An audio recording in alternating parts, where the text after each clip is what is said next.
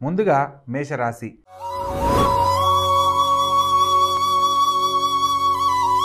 ఈ యొక్క మేషరాశి జాతకులను కనుక మనం పరిశీలించినట్లయితే లగ్నంలో రవిగురుల సంచారము చేపట్టిన ప్రతి పనిలో కూడా ఎంతో చాకచక్యంగా పూర్తి చేయగలిగిన సామర్థ్యాన్ని తెలియజేస్తుంది.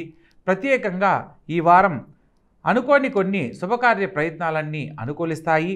ముఖ్యంగా ఆరోగ్య విషయంలో ఒకటి జాగ్రత్తలు పాటించాలి. ముఖ్యమైన విషయాలలో తల్లిగారి ఆరోగ్యం పట్ల శ్రద్ధ వహించండి. తల్లిగారితో వాదోపవాదనలకు వెళ్ళకూడదు. ప్రత్యేకంగా భవిష్యత్తుకు సంబంధించి తీసుకునే నిర్ణయాలలో కొంత జాప్యం అవసరం. తొందరపాటు పనికిరాదన్న సత్యాన్ని తెలుసుకొని నడుచుకోవాలి.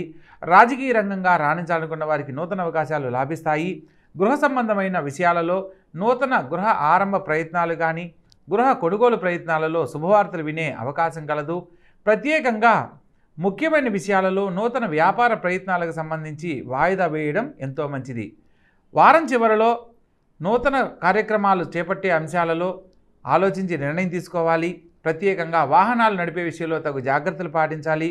ధన సంబంధమైన విషయాలలో ఎటువంటి జోక్యం చేసుకోరాదన్న సత్యాన్ని తెలుసుకొని నడుచుకోవాలి.